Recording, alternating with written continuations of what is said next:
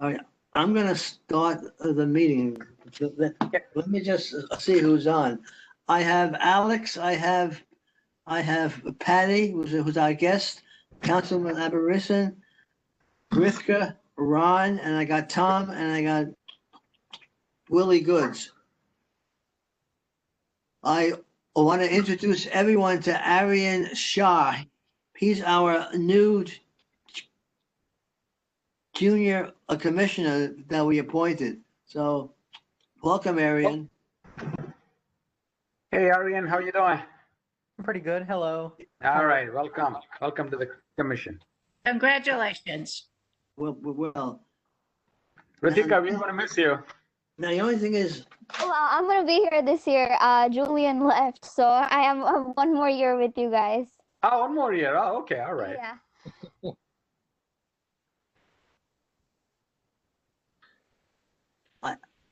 okay, Edna, I gotta get Edna into to make a panelist. Okay, there's Edna now. Is Venki coming on? I haven't seen Venki yet, no. I am here. Who's Edna? No, this is Edna. Oh, hi, Edna, yeah. I just let you on. I can't get Linda. She's got a, Yeah, I had a lot of trouble getting on. she's having trouble here. Hold on. Hi, everybody. Sorry, I was late. Hi, Edna. Hi. Hello, Edna. Okay, Hey, no. We're still getting it together. It's tough. We run into these problems all the time. Yes. okay, I want to call the meeting to order, and I'll, in the meantime, I'll work on Linda.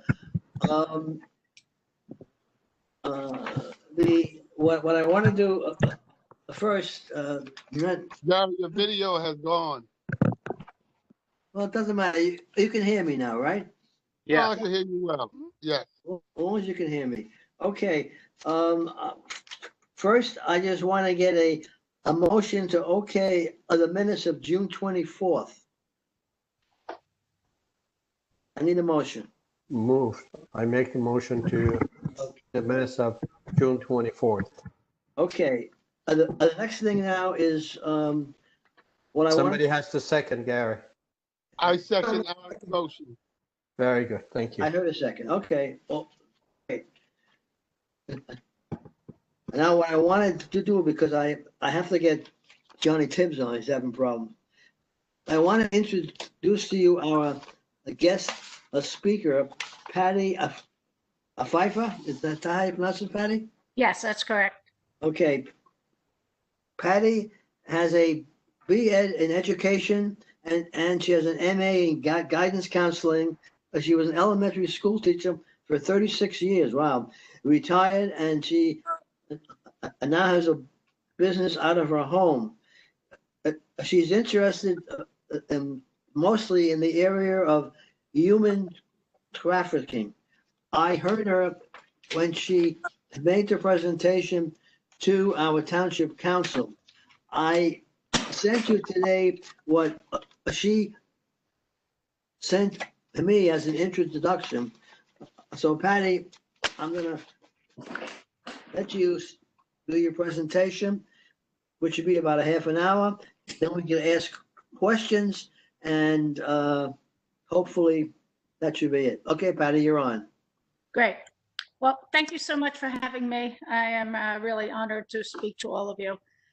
If you have questions, you can wait till the end or ask me as I'm going along. You know, it's up to you. I don't mind being interrupted. I'd rather clarify something instead of you not knowing what I'm talking about. And I don't know if you have the notes that I sent. I sent Gary some notes this morning to send to you all, and but I don't know if you're able to get them in time. So let me just give you some background about the coalition. The New Jersey Coalition Against Human Trafficking was formed in 2011, and it's made up of over 180 diverse groups. I'm just going to read it, what it says here. Diverse groups in the state, which include nonprofits, faith-based organizations, governmental agencies, academics, law enforcement, and direct service providers. They became a nonprofit 501c3 in 2016, and we are entirely volunteer run. All of our talks are free. So if you know of anybody in the future, we can do virtual events. Eventually, when in person is allowed, we can come to schools, parent groups, anything that you can think of. We're more than willing. We have a lot of speakers that can speak. So let me just get to my PowerPoint. What is human trafficking? It's a form of modern day slavery. It's the fastest growing international crime. And for it to be human trafficking, there must be force, fraud, or coercion for the purpose of forced labor or sexual exploitation. So it's not only sexual exploitation, there's a lot of forced labor. That's mostly international, the forced labor, like in the cocoa fields, the clothing industry, coffee and things like that. What we see more in the United States is sexual exploitation, but here we do have it in the agricultural, carpentry, and those kind of fields. Human trafficking is not the same as smuggling. You may hear the government say that, you know, smuggled people are being trafficked and we have to stop that. That's not true. Smuggling is either voluntary or they're paying to come across, or they're paying to come to the United States. With trafficking, the person is being forced against their will to do something. So smuggling is a choice. Trafficking is not a choice. And their physical movement is not required. Some people are trafficked to their own home unfortunately, by family members or friends or things like that, that they might know. Why does human trafficking happen? Money-wise, it's a $150 billion industry annually. It's the second most profitable crime after drug trafficking. And I found that mind-blowing when I found that statistic. Drugs can be sold once, guns can be sold once, people can be sold 10 to 12 times, even more a day. So you have to get more guns and drugs, but the person can be sold over. Okay, so let me send you that. Then when you see that, In the United States, 30% is labor trafficking, come in and as 70% is sex trafficking. okay. I'm gonna send it to you right now. I'm gonna send it to you. Okay. 80% of the sex trafficking survivors are United States citizens. So a lot of people are thinking that, you know, people are being brought here, whatever. Most of our sex trafficking survivors we are finding are United States citizens. They're not, you know, being, you know, smuggled from somewhere and brought over here or whatever, you know, trafficked. We have a survivor speaker. Her name is Gina. She's from Morristown. She was trafficked out of Morristown, abducted and taken. She has no place. She has no idea where. And what they do very often is they'll move the women or the men or the boys all over the place to confuse them so they don't know where they are, so they can't get a good grasp of what's going on.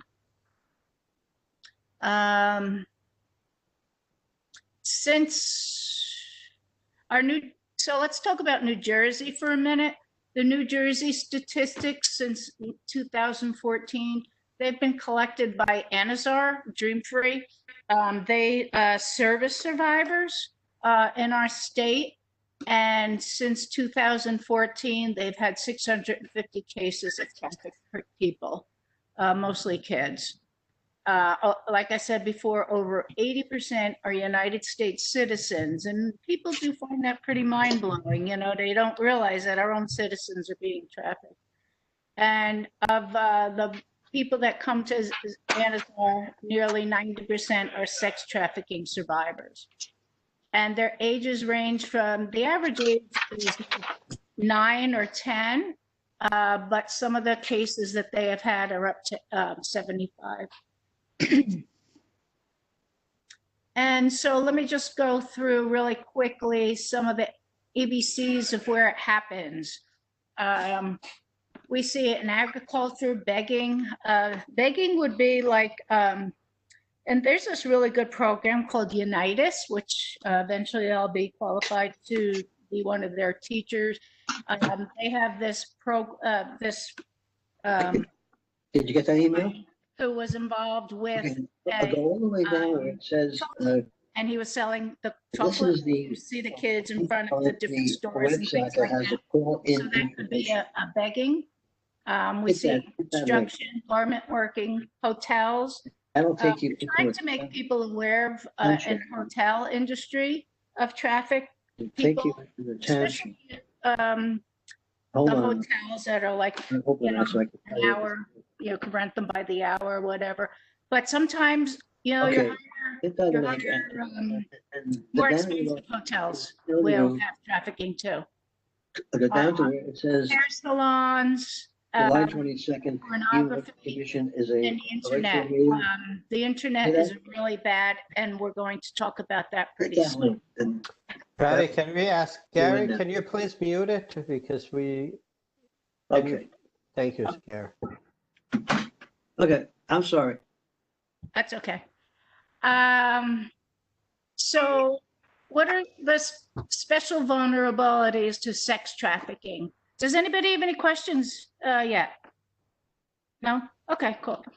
Special vulnerabilities to sex trafficking are being young, of course, because you're gullible, you're impressionable, you don't have a lot of experience behind you, so you don't really know that you're being tricked. Prior sexual abuse is unfortunate. The kids are not conditioned. I don't want to say conditioned, but it doesn't help if they've had prior sexual abuse because they feel so terrible about themselves already that the abuser will then jump in on that terrible feeling.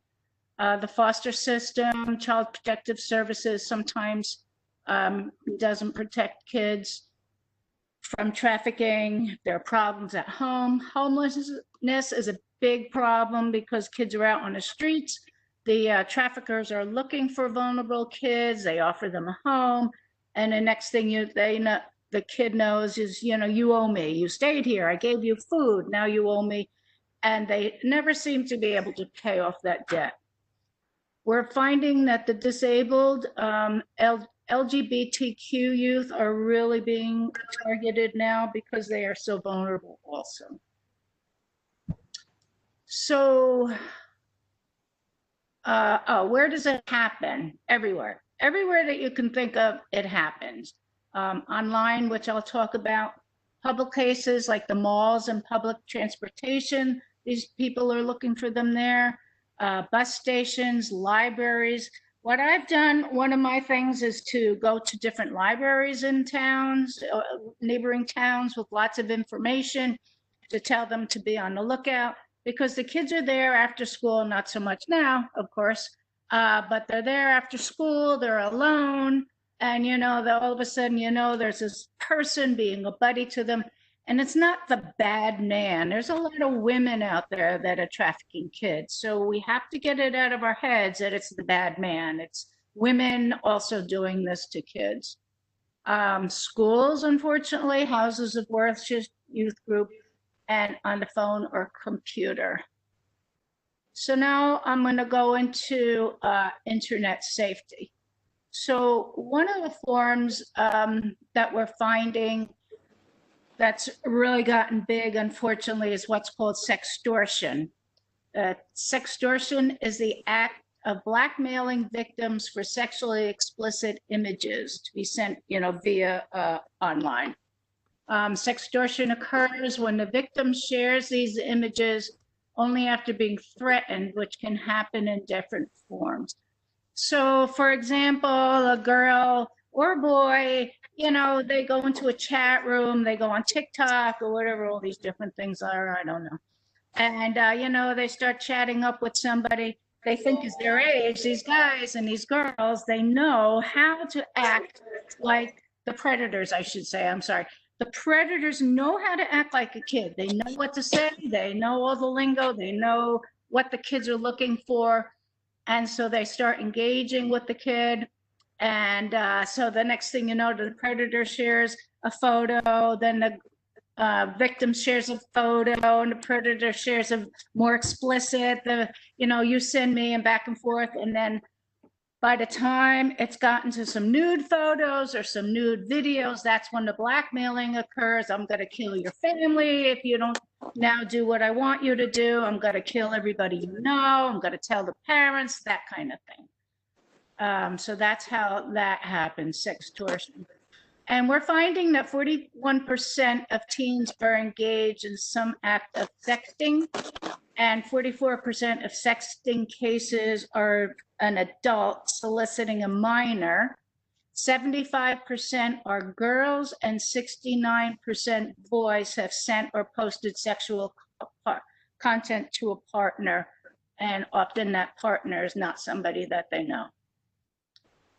Catfishing, from what I understand, there's some TV show, I don't know what it is, but catfishing means to lure someone into a relationship by means of a fictional online persona.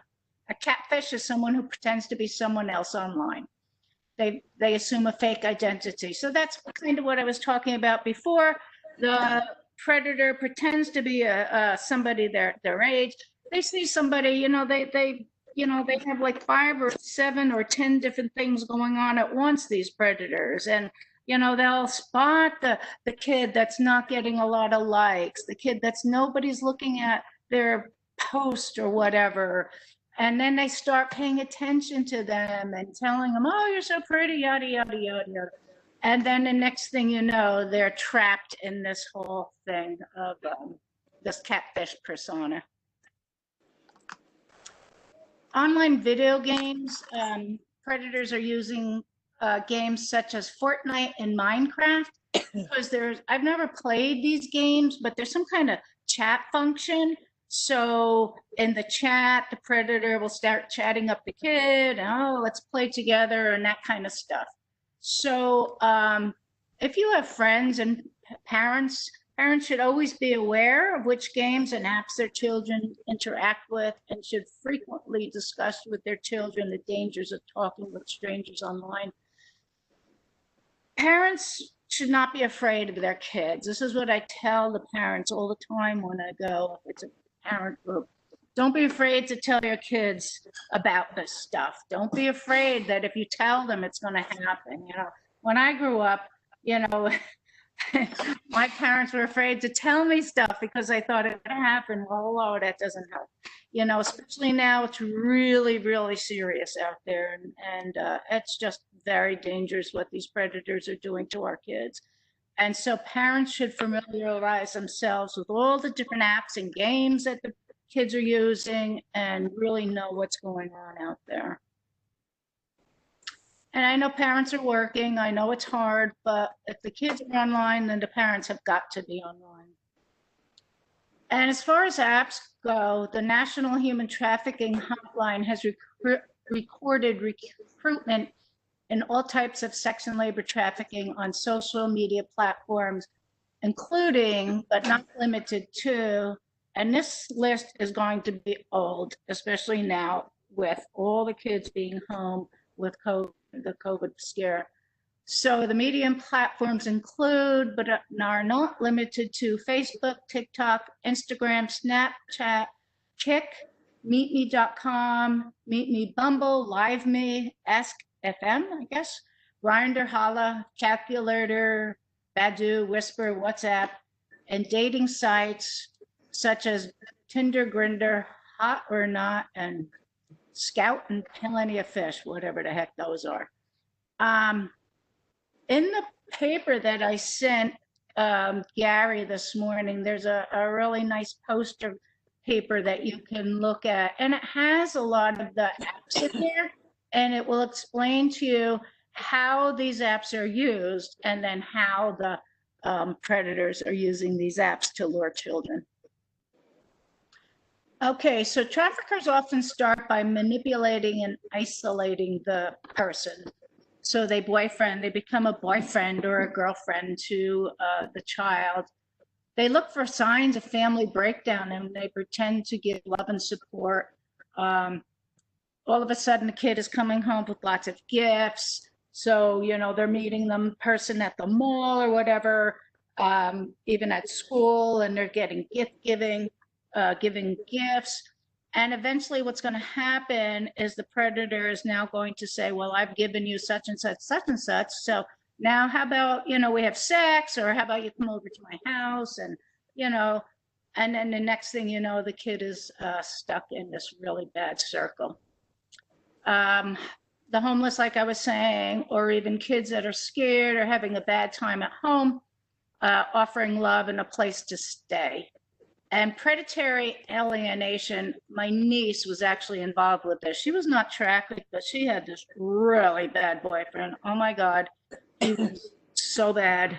Thank God they moved out of state, because I don't know how we could have gotten her away from him. He was so bad. But anyway, it's called predatory alienation, where the person, the predator tries to separate the child from family and friends. And how my niece's boyfriend, if I can call him that, was doing it. You know, he was always putting her parents, my brother and my sister-in-law down, always putting the family down, always putting her family life down, and turned her head so, you know, backward.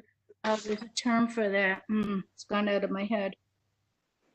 She was starting to believe him, and it really was better. But she's fine now. Thank you, Lord.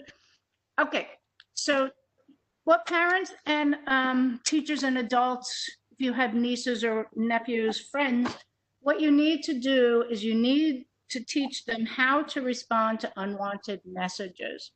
And I'm focusing online because online now is where we're finding most of it. Not most, I'm sorry. A lot of it happening, especially with kids at home, on the phones, on the computers. It's happening a lot online, much, much more. We had a talk by somebody that's in the police, the state police. Oh my God, he'll scare your socks off what's happening out there.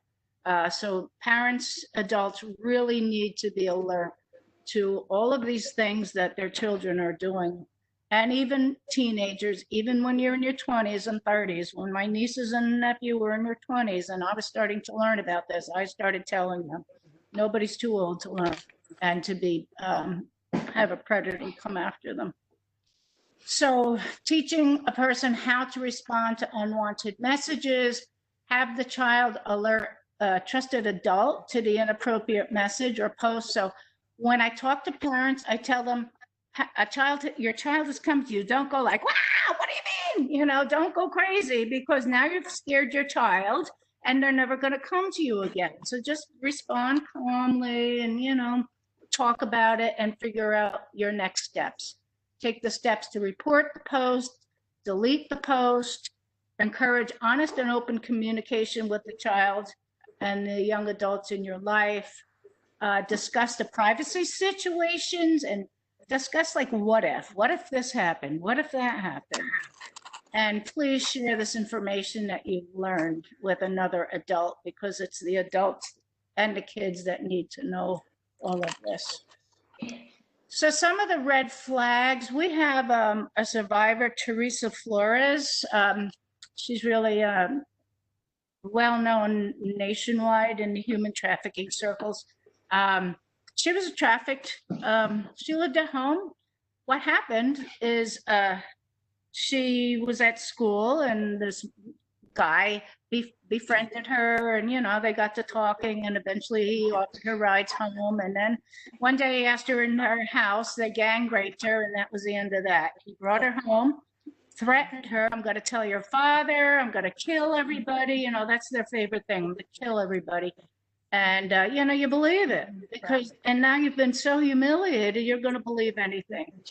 Every night she went out, met these people, left her house, you know, snuck out. Next day went to school. This happened for like 2 years.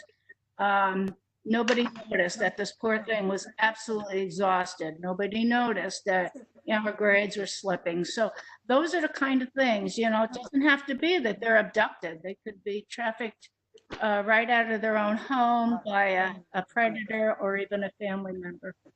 So red flags to look for: they're reluctant to speak, they're exhausted, they're being dominated or controlled by someone, they're fearful, they're working long hours, alienated from family and friends, they're getting gifts from an older boyfriend or even a boyfriend or girlfriend even, and there are signs of physical abuse. Okay. Now, you might be wondering, why is New Jersey such a hot spot for trafficking? Well, we have everything here. New Jersey is just like everything. We have airports, all the major roadways, all the trains. We are the most densely populated state in the nation. We have New York City, we have Philadelphia, Washington not too far, Atlantic City, major tourist attractions, and all these different highways. So if a child is gotten out of their home, they disappear so fast. I mean, you could blink an eye. By the time those alerts go up, the kids are gone. So that's why New Jersey is such a hot spot for trafficking. And it's kind of hard to read these. There's different cases that I usually talk about in my presentation, but there's been Trenton and all of these are one in January 2020, November 19, January again, 2020, August 19. And the county had something going on once with the police and state police. There was some kind of sting operation a couple of years ago. And the other thing that you could do is, I'm really into fair trade chocolate and coffee. It's about the only thing I can afford to do. The slave trade is really bad as far as the coffee and cocoa. So, cocoa and coffee. Am I saying that right? Yeah, cocoa and coffee. So, and that's what I can afford. Unfortunately, I can't afford to buy fair trade clothing. I can't afford a lot of that stuff. But there's always something we can do, So you can even buy some fair trade chocolate or some fair trade coffee once in a while. That will help somebody out there. And I think that's about it for now. Does anybody have any questions? No? Okay. Not at this time. All right. Well, if you Do you have do, you can always contact Gary. And do you have any questions with this? Thank you, Patty. oh, you're Are there welcome. any questions at all? I don't have any. Okay. Well, thank you so much for listening. And I hope Thank you so much, Patty. Okay. Thank you very much. Thanks a Okay. lot. Patty, before you leave, how do we contact your organization? Oh, she left. Oh, it New- is, yeah. New Jersey Coalition Against Yeah. Human Trafficking. Yeah. We have a website.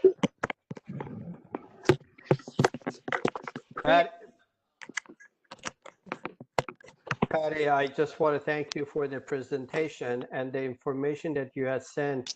I've shared with a lot of people, especially those that they have children.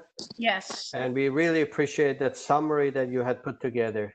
Oh, thank you, Alex. Yeah, well, it's hard to just talk and really connect. So that's why I wanted you to have something to look at and something That was to great.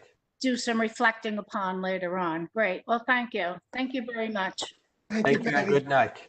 Patty, I have a question for you. I think you lost her. Yep. Patty? Yes, I'm here. Hi.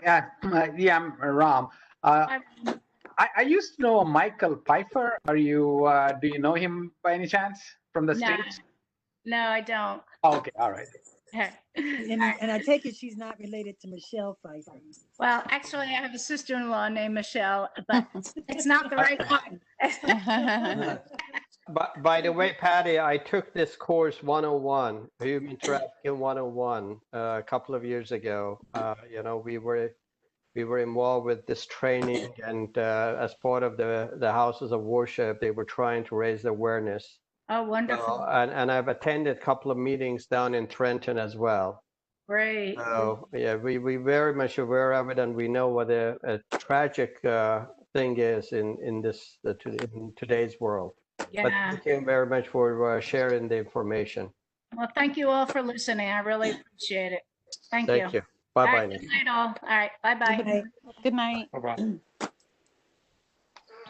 I don't know why I can't be seen, but I didn't mute myself or on purpose. Oh, touch the towards the bottom of the screen. You should see like the icons across the Okay. bottom. I can. One of them should be camera. Okay. Okay. I'm That sorry. one? Let me go on with the meeting. I think that Johnny Tibbs. That's me, Gary. It's about time you got. Yeah. Oh, Okay. my goodness, man. Okay. Let me continue with the meeting, okay? And call on you, Johnny. First of all, I want to apologize. I have to call the IT guy tomorrow because he gave me a link that was supposed to be good for all you guys, and all you were supposed to do was put in a name and your email, but I had to send you another link from the township, and you came in as the attendees, and then I promoted you to the panelist. So I'm going to ask him why. Okay, moving on. I just want to give a youth report that I got from Kimberly, because the last time Willie had asked. So the what she sent me was that the steel will be delivered tomorrow, and the beam erection will start on a Thursday, and then the elevator shaft is almost finished. So it is moving along, Willie. Okay, that's the report from the youth. Now, also, since I have you all on, I want to reintroduce our new junior youth commissioner. It's Aryan, Aryan Shah. He was appointed. He comes highly recommended. So, you want to say a few words, Aryan, before we move on? Yeah, sure. Hello, everyone. It's nice to meet you guys. I'm honored to be part of this commission, and I'd love to get to know you all more as we move forward through the year. Okay, very good. Okay, let's go. Welcome aboard. Okay, let's go. Let's go to Johnny Tips' plan. Gary? What? Before Johnny Tips, I just wanted to make an announcement. I think this is an important announcement for our township. Just one. Let's hold that off. Let's hold it off, okay? Okay. Till we finish with John. I'm gonna call on Edna, and she will introduce the subject. And she was kind enough to prepare a 3-point plan. So, and then we'll let Johnny also talk. Okay, Edna. Okay, Johnny and I talked for quite a while about a lot of different things, but I know that we need to be brief and to the point here. So he is proposing, and I took these notes, which I'll read from. He is proposing a 3-point plan that includes the following: the establishment of a police community relations bureau, that it be a separate facility or station where officers in uniform or without uniform are stationed frequently, have a presence in the community, and are working on police matters that are of concern to the community where the station is located, and that affect that community. A work training facility in the neighborhoods most affected by unemployment, to train men and women, young men and women in trades such as truck drivers and welders and forklift operators, warehouse workers, electricians, construction workers, and builders. And as Johnny said, if you're working, you're contributing to society. If you're working, you're less likely to get into trouble, whether it's violence or gang issues, etc. And the last point in his plan is the endorsement of military service. He says that while Americans are not obligated to go into the military, he feels that the military allows young men and women to learn a vocation and train for a job, and that there's nothing more rewarding than serving your country, and that between the ages of 18 and 22, this it makes sense to, if you're not in college and you're not working full time, that this be an option. Okay, Johnny, want to make a couple of comments? Go ahead, John. Are you on, John? He's muted right now. He's muted. No, I have to unmute him. Can you hear me, Johnny? Yeah, I can hear you. Okay, so Can you hear me? Yes. Can hear go ahead, you. make your comments, Johnny. Okay. Go ahead. You heard that? Yes, I heard her, Edna, and it's pretty much what she said, except for this was done to give to Black Lives Matter. They have protested long enough. Now they need to turn their protesting and the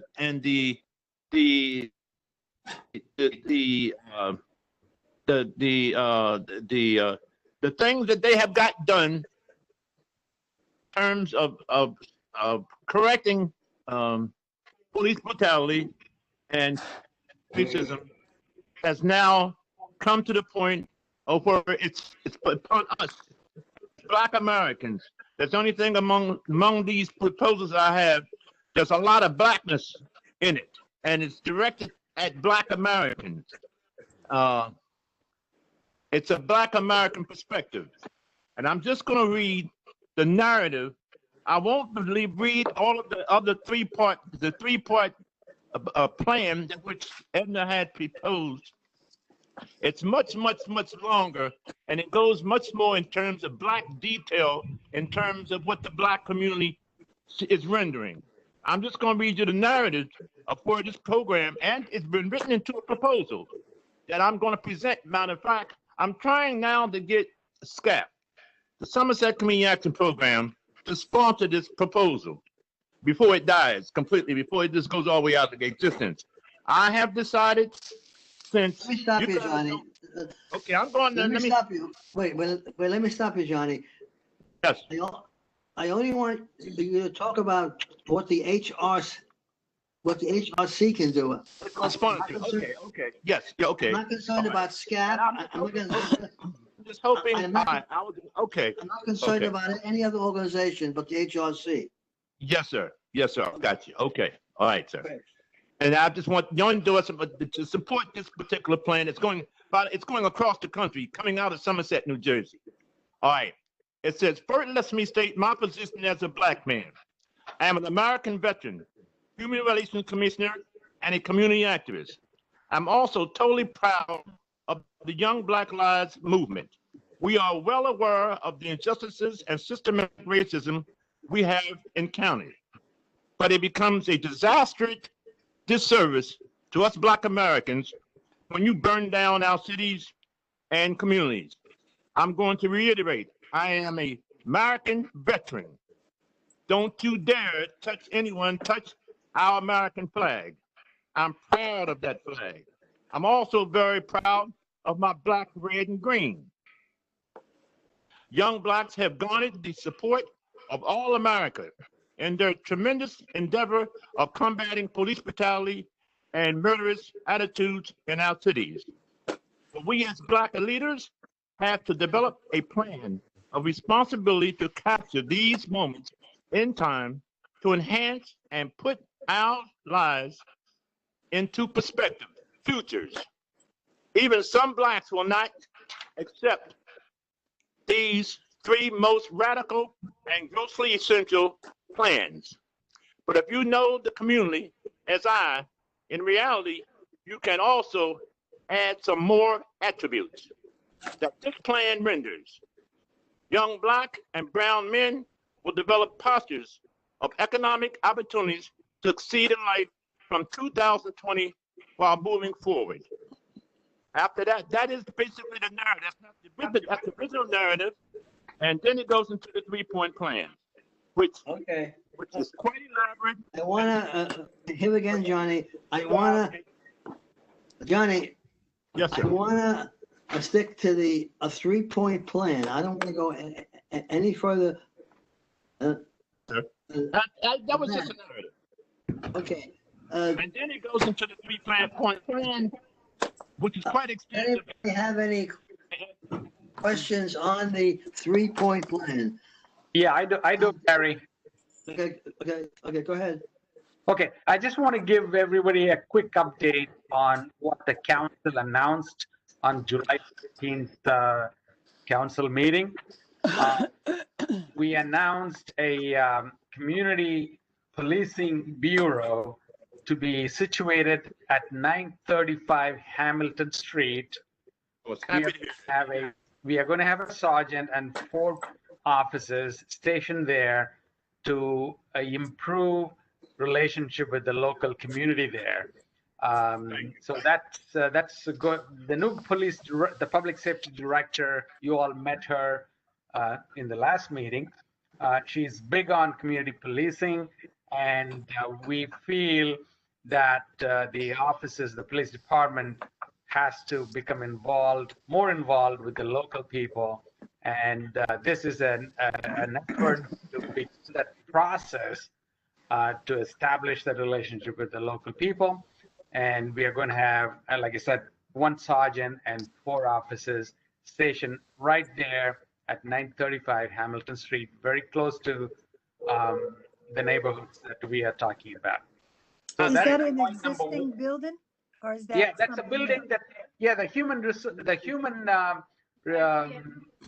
resources department, not the human resources, the welfare department. The human services department used to be stationed there. What we have done is we have, yeah, the county is doing all the human services across the street. So we are not going to have our staff work on human services issues. We have transferred all those functions to the county, which is basically has the purse and the personnel. We are going to move the staff to the youth center, where we will serve the youth at large from that building. So that building is going to be vacant on the ground floor. So that's where the offices would be stationed. So Now, this is 935 Hamilton? yes, just next to the Foot Locker. Oh, over there. And Subways. Yeah. Okay. Yeah. I know what you're talking about. So this will be daily, Ram? This will be Councilman, daily So they're presence? going to be there. They're going to be there Every day? every day. Yeah, it's just like an outpost to the police department. Okay. So, It's going to be called the Community Policing Bureau. hey, Ram, I almost want to cry. I've been trying to have that to happen for the past 10 years. I thank God that somebody they are moving. That was Johnny Tipp's idea for the past 20 years. All right. We heard you, Johnny. Okay, That's one part of my. That's one. I have a question, Councilman. Of this new facility, is there going to be from the township, or is this only the policeman? What do you mean township? This is a public safety department function, so it'll be Okay, a because- sergeant with the 4 officers. because all I'm asking, if there is a subcommittee, then we should be represented from the HRC, you know what I'm saying? There's no other committee or there's nothing else No committee. So there's This is a- no This is a community. little reorganization within the public police department, and it's Okay. internal. Yeah. So is Okay. there talk at all about like a community relations advisory board or something to that effect? Someone who's We are discussing that, but we are not yet ready to make an announcement on that. We are because discussing that. to Gary's point, there Yeah. should be someone on that advisory committee from this board, from this commission rather. I keep like I dropping my said, phone. Like I said, let's wait for us to complete our thinking on this. Mm-hmm. So it's going to be, all I can say is it will be part of HRC, but we are not yet ready to make the final structure announcement. Okay. Mm-hmm. Okay. I have a question. Willie. To me or to Johnny? Hello? Yeah, I'm Go, here. Willie. Go, Willie. All right, this substation is going at 9:35.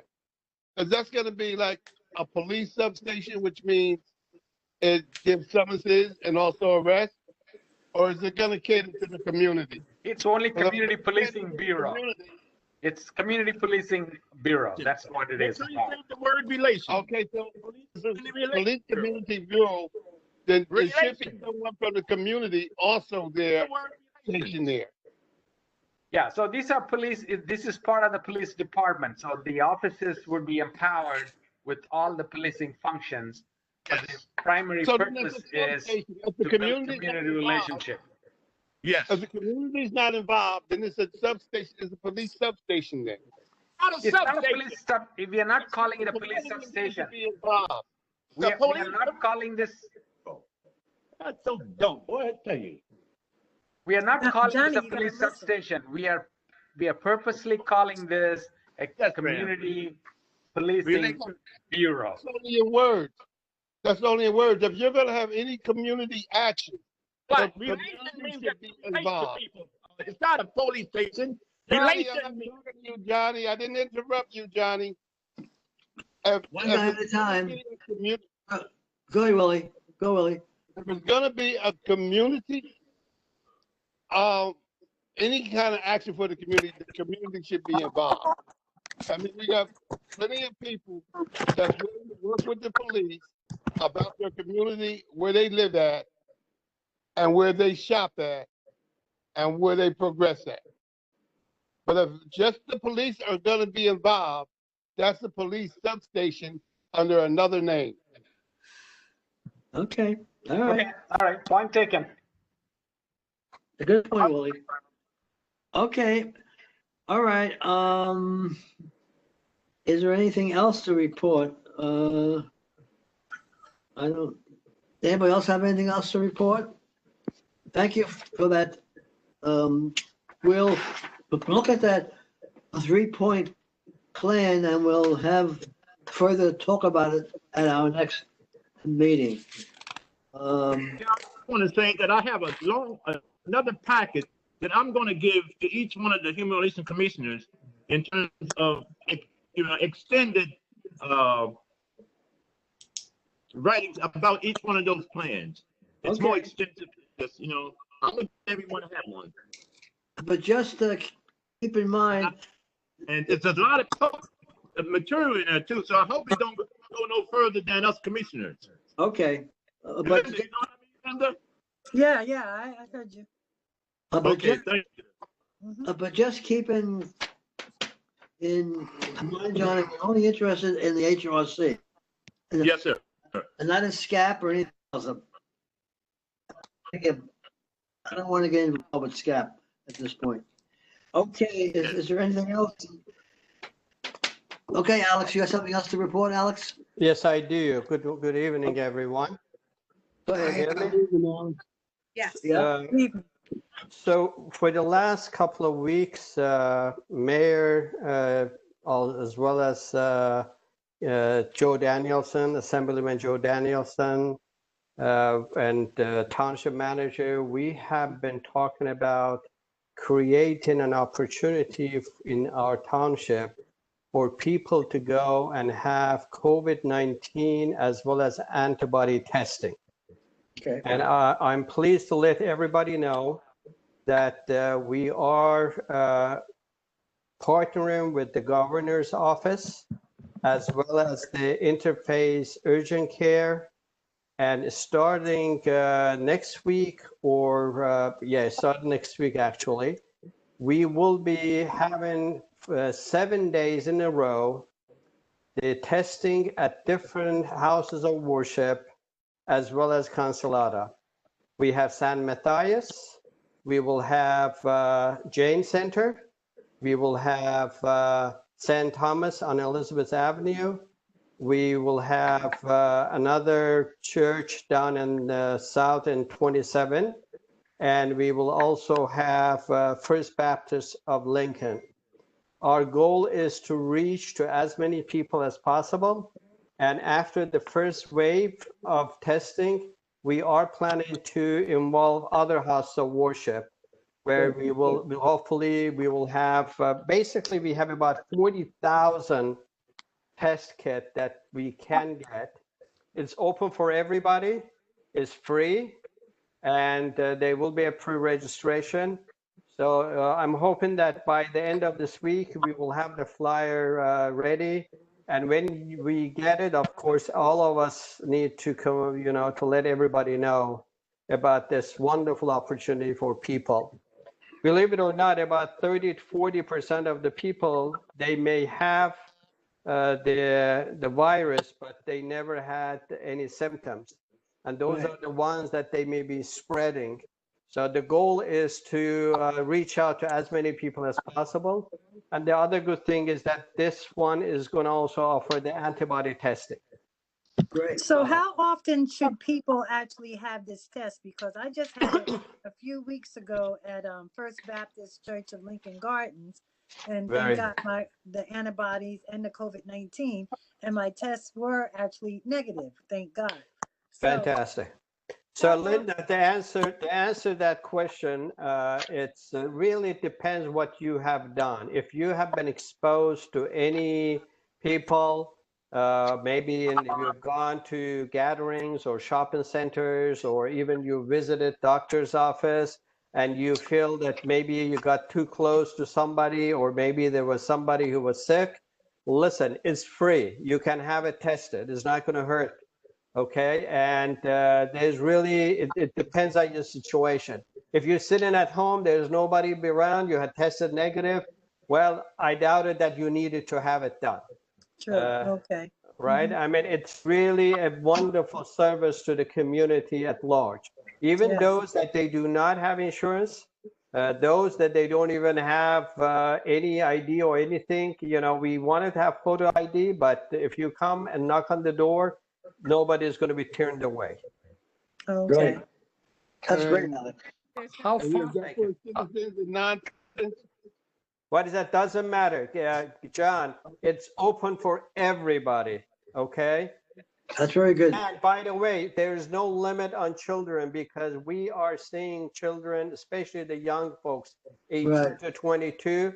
They're getting, careless, and they are right now kind of increasing in that age limit. But there's no limit. If you have a child 5 years old and you think that, hey, I just want to have my child be tested, bring, no problem.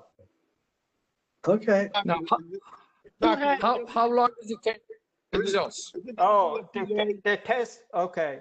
First of all, the test, we are giving option for both COVID and antibody. It depends on which one you want, or you want both. The COVID, the test is the swab test. It takes like 2 minutes. For antibody, you got to give the blood, so it takes about 7 minutes. Now, we have been told the test results will be available in about 3 days. Okay. We have seen in the media that sometimes it takes up to 7 days, but we have negotiated the Interface Urgent Care. They have negotiated with the lab that they have told us that they can turn around in 3 days. Explain the antibodies testing. I'm sorry, John? About locations and time. Yeah, it's coming up, John. we have tomorrow. We have a meeting. We will send a flyer. It's going to be. Let me tell you how we are planning to do. Not only we going to send a flyer out to everybody, but we're going to do a reverse 911, meaning that everybody in the township who has a phone number, they will get a message, invitation to come and register, pre-register for the testing. Good. Okay. There's going to be a pre-registration. There's going to be a time that you can pick, because there's, again, it's going to be at 7 locations. So you have the opportunity to go to any place that is close to your home. Okay. Very good. I'm sorry, question? Yes, explain the antibody. The antibody. Oh, the antibody. I know Edna is here. Probably she can answer better than I do, but I'll try to tell you what antibody is. You had COVID before without you knowing that you had it, because you didn't have any symptom. So if you have had that, it shows that you had COVID. Okay. Now, there's always the testing is not 100% correct, meaning that even if you have positive, don't just think that, hey, nothing's going to happen to me. Go out and do whatever you care. Don't wear masks and don't wash your hands. Don't do that. Okay. There's always a possibility that even those they have positive, meaning that they have the antibody in their system, they may catch it. So continue to be careful. But it basically shows that you have been exposed to the virus. Okay. And just people choose to have the It shows that you're exposed, but it's not an immunity, right? No. No, it's not. John, yeah, Edna, go ahead. I'm sorry, you were saying something.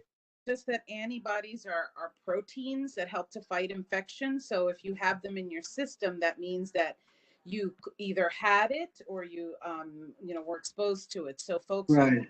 There's long explanations about how sick you may get, depends on how much of a viral load your body had while it was Right. How much antibodies you have also can determine how immune you might be to it. That's what I thought. Yes, that's Okay. yes. Yeah, but don't put your guards down, guys. This virus is something that it's Oh yeah. world. It's terrible. Okay. So Any Alex, other I have a question. Alex, I have a question. Yes, Go sir. ahead. Okay, so I when Mayor and I told us about this. I asked him if you would need any assistance in reaching out to some of the faith-based temples, Indian temples here, and he said yes. So I reached out to 2 or 3. I think one is already working with you. Jain Center is working with you. The Buddhist temple on Route 27, I did not know about it. And the Demott Lane, Vattel Dam, I'm waiting for a response from them. So my question to you is, do you need any assistance from those 2 organizations at this point, or it's too late in the game? So Ram, to answer your question, it is later in the game, meaning that I contacted the ones that we talked, I mentioned before, including Jain Center. We contacted all of them. I know people there, and they all agreed to participate. We're Jain gonna Center, have, yeah. we're gonna have tomorrow. We have a Zoom meeting with the organizer as well as the participant house of worship to Good. know what the expectation is from them. We've already communicated quite a bit to them, so they know. After this wave that we have till next Friday, okay, we will be looking to continue this more. And so we're going to be reaching out to other houses of worship and asking them to volunteer. So we go through the same process that we've gone through this. So okay, so if you can include Dr. Vijay, Yeah. We will, Ram. So just to Buddhist temple actually was one of our top candidates in that part, but they have a construction going on, so we can't. We can't do that. Okay. Well, I asked Vijay, Dr. Vijay today. He said that to be included in your correspondence. So please reach out. Sure. Well, all of the house of worship will be included in the correspondence, but I know that they have a construction. They were our top as far as that part of the township. Okay. How about the temple on Pemont Lane? If you hear from them, if they're interested, we would definitely, in the second wave, we will have that. There's another one on Cedar Grove Lane that I will be contacting them as well. I think Ananda Mandir. Ananda Monday. Yeah, that one also I'll be contacting them. Okay. So if you hear from them, if you can contact them today, and if they're interested, I can invite them to the Zoom meeting tomorrow, because the Friday the 7th, we can include Friday the 7th as well. So we can have one as well. Why don't you send me the link? I will forward it to the representatives, and they can. Yeah. I don't have. There's no link yet. You mean like the flyer you're talking about? No. For the Zoom meeting to be included. Oh, the Zoom meeting. Oh, but I need to have. This is only for the participants. So I really need to have a commitment before I just invite others. You know what I mean? This is for those that they are going to be participating next week. Okay. Yeah. All right. So, I'll wait for them to respond. Yeah. If you could, that's fine. But we have about 70 houses of worship, and we are hoping that at least 1/3 of them will be participating in this humanitarian effort. It's a great thing, believe me, for our township. Oh yeah, it's a great thing. Okay, is there anything else? Oh, just tomorrow, I appreciate if you join Mayor's town hall meeting tomorrow. It's likely we're gonna have the First Lady also joining us to talk about this, and we're gonna talk about this tomorrow as well at 7 o'clock. Okay. So please, can you send me the link to it? Can you send me the Facebook? No, it's Mayor's Facebook. Don't forget to mention. That's for the evening. The town hall meeting on the evening. Yeah, it's at 7 o'clock. Yeah. Don't forget to mention. But do you want me to join as a panelist on the? No. I'm just telling this. Listen to that. I'm asking everybody to listen to that event. Yeah. Okay. Yeah. Don't forget to mention the HRC, Alex, at those meetings. Okay. I have a question. Okay. Yes. I have to. Okay, go ahead. Okay. I have a young lady that's been going around to the different centers and things and teaching kids how to work from home. How not work from home, but study from home. Because what was happening, a lot of the kids, when they were forced to be home on their computers, they didn't know how to get into the system and stuff like that. So she would like to be able to speak to a group of us to talk about how she can help them, because they're doing it. She lives in Somerset County, but they're doing it really. They're really taking a toll in Hillsborough at showing the kids how to get on the computers and how to learn and study. That should really go to the Board of Education. True. Okay, so that's nothing that we would like to hear about. Well, you can bring it up, but that would be more for the Board of Education, I think. Okay. Anything else, my friends? Okay, our next meeting, which will probably also be virtual, and hopefully I'll have this corrected so you won't have to go through each link, is August 26th. So thank you all for participating. We've had good attendance. The only one that couldn't get in for some reason is Stan. He had problems. Nora had a small operation, so she couldn't join us tonight. Oh, God bless her. But she's doing okay. God bless her. If there's nothing else, I will take a motion to adjourn, my friends. Motion to adjourn. Do I have a second? Thank you, Gary. Thank you all, and Thank you. thank you all for coming, and hopefully it'll be better next time. Thanks a Give me a lot. prayer, Joe. Have a good night. Right, I don't have no thank you, job. Thank and I'm you. Good night, everybody. Be safe. Okay, good Thank you. night. Bye-bye. Safe, guys. Thank you all. Thank you all. Okay.